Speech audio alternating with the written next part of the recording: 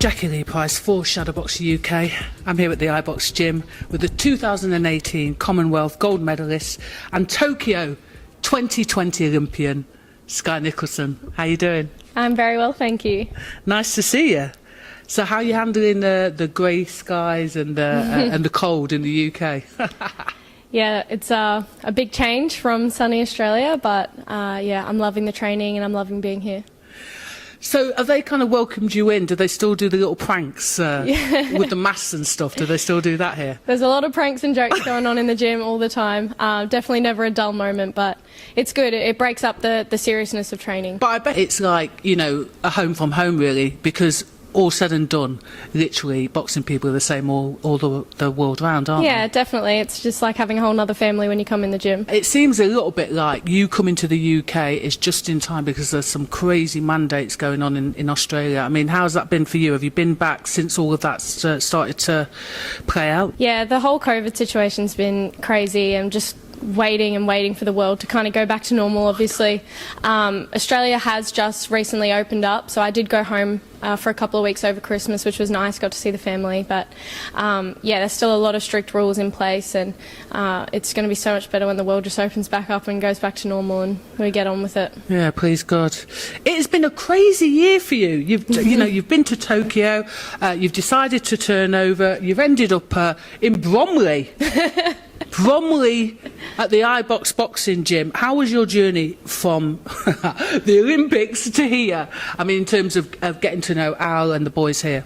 Yeah, it all happened pretty fast actually. I didn't really even have much interest in turning professional after the Olympics. Obviously I didn't achieve what I wanted to achieve at the Olympics, so for me it was almost natural that I was just going to keep pushing on for Paris 2024, but because the rule has changed and you can be a professional and still go back to the Olympics, I guess that helped make the decision easier to do the changeover. I was feeling a little bit stale. I needed something new and something exciting, so when the conversation happened with Matchroom and the ball started rolling about turning professional, it got me really excited and motivated about boxing again. So yeah, it's been a whirlwind 6-8 months, yeah. But I'm just so excited. I'm loving training, I'm loving the new training, learning every day and just soaking it all up, and yeah, I can't wait for my pro debut. So what's it like though to live here in the UK? What was the reason that you chose the UK? Was it because Matchroom snaffled you, basically? The main reason for the change was the training opportunities that are here, the sparring partners, the Ibox Gym, but boxing's booming in the UK, especially women's boxing, and the opportunities here are better here than Australia. There's much more competitive female sparring for me here, and yeah, it's just it's like another home away from home for me here anyway. My parents are British, so I have British blood in my veins, so yeah. They'll have you talking like them in about 6 months' time. I already find myself saying some of the lingo now, like things I would never normally say at home, and I'm like, oh my god, I'm going to be British soon. I bet when you go home as well, they're like, you've changed. Yeah, I keep saying in it. And yeah. we don't say in it at home, so people just look at me. When I was home for 2 weeks at Christmas, they were like, in it? What does that mean? What? So it must be nice though to be not only part of Matchroom, which is a brilliant promotion team, but also to have CJ, Kevin Ajarko. For you to do that journey together, does that make it slightly easier? Yeah, like I just met Kevin at the end of last year when I came over. Obviously signed with Paul Reddy, so we were into the same management stable, and then obviously coming into Ibox, being in the same gym together. So it's nice to have a familiar face around, and someone else who's moved here from another country to set up for his training as well. So we kind of have that in common, and we get along really well. So it's been good. Do you know what as well? I think in the history of Ibox Gym, you are the first female. That's amazing. Yeah, it didn't happen without a fight. I had to fight for my place here. I was going to say, he must have thought something about you, Al. Yeah, no, I'm very honoured to be here. I feel very privileged to be part of an amazing stable, and definitely don't take it for granted. I'm, yeah, very happy here. And you've got Mr. Eddie Lamb as well helping you out on the old pads. The famous Eddie Lamb. Mr. Eddie Lamb. Oh, bless him. He's been in the media a lot lately. He has, he has. One of my old pals from Fitzroy Lodge. His little face! No, it's absolutely. How is it working with Eddie Lamb? Because he's an exceptional trainer, and he likes to keep, he likes to hide in the background. But what's it also like working with Eddie? He's an amazing trainer. He's got such a good boxing brain. He sees little things all the time and is so good at explaining it. And I've been like a sponge in the gym every night, just trying to soak up as much information as I can and just take it all in and keep learning and adding tools to my armoury. Nice. So I'm going to take it back a little bit. Your brother Jamie, he was a talented and highly accomplished amateur boxer, wasn't he? Yes. And he sadly died in '96. Was this the reason why you started boxing, to sort of continue the Nicholson legacy? No. So I grew up around boxing. My family stayed involved in boxing after Jamie passed away, and I grew up around the sport. Every weekend I was running around the amateur boxing tournaments, and my oldest brother's a boxing coach. So when I was 12 years old, I just started going to the gym to get fit, not really ever even considering boxing or being competitive in boxing. There wasn't many girls boxing at the time. This is 2008. So yeah, I fell in love with it.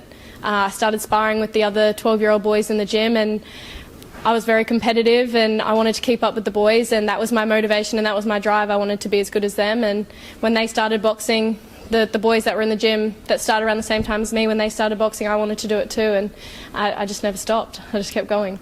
Did you get accepted? Because I know it took a while here. I was always accepted in the boxing community and in the boxing gym.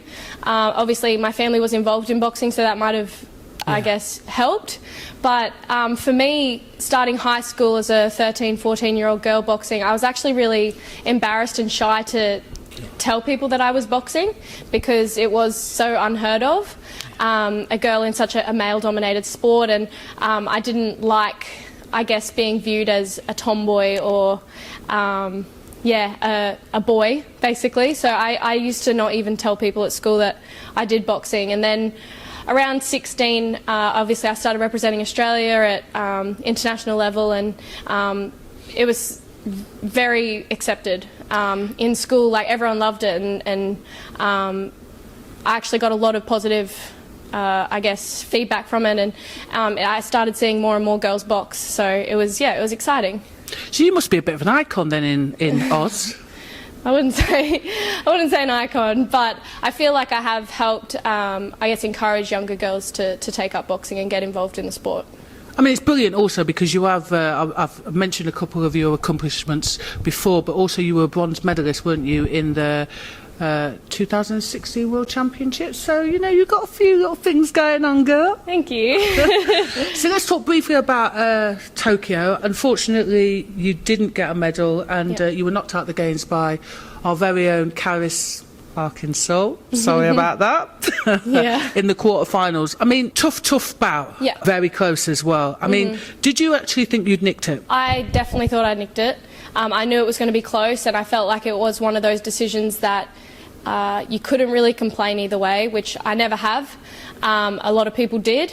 A lot of people thought I won the fight quite clearly, but for me, I knew it was close and I didn't know which way it was going to go. It came down to one judge not giving me the second round when the other four did. That ended up being the difference between an Olympic medal and not an Olympic medal. So that was the harsh part for me. It was that it was just so close, and I truly believe I would have beat the Japanese girl in the semi-final, who went on to win the Olympic gold medal as well. So it's almost like that one judge's perception of one 3-minute round cost me potentially an Olympic gold medal. Did you find him after and give it to him? I'm just playing. I tell you what, you've got a gorgeous pair of feet and lovely back foot boxing for southpaw. It's absolutely, honestly, I really enjoyed it. I do think, and I know it's one of those things that you think at the time you're devastated, but it has led you to London and to Matchroom. I feel like everything happens for a reason, and it definitely wasn't my first setback. I didn't even make the Olympics for Rio in 2016, so that 5 years was, I guess, coming back from that setback to be in Tokyo. 5 years instead of 4 years with that extra year in there, thanks COVID. So yeah, like there's been setbacks, there's been hard times, there's been losses. I always come back. I love boxing. I love winning. and yeah, they're never losses, they're lessons. I like it. You are actually going to still compete, though, aren't you, in the amateurs, I heard. Do you think there's going to be a slight, let's say, clash of styles? Do you think that that's going to be a hindrance to your progression? If you to step back and go into the amateur scene after boxing pro, do you think that's going to be a difficult I think thing? for me, I guess, transition into the pros, we're just adding to what I already do. So for me, I think it's only going to make me a more well-rounded boxer. We're adding tools and changing things that is just going to make me a better boxer overall. I'm not really planning on dipping and changing between amateur and pro. I want to dedicate this next 2 years completely to the pros and then potentially look at Paris for 2024. So you're not going to do the Worlds and you're not going to do the Commonwealths? No. Fair enough. I know your old coach, actually, Kevin. Yeah? Kevin Smith, I actually know him. I'll tell you about it off camera, but we've actually been on a camp together coaching. Oh, wow. Fantastic. Is he well? Yeah, he's. We actually just spoke yesterday, so he's actually leaving Australia, probably because I left. I think it's more to do with the COVID mandate. He's lost his favourite team, member. I think it's the COVID mandates. Remind us again when you're out. March 5th, San Diego, on the Chocolatito Martinez undercard. Listen, we look forward to seeing you your pro debut. Thank you very much for giving us your time. Thank you so much.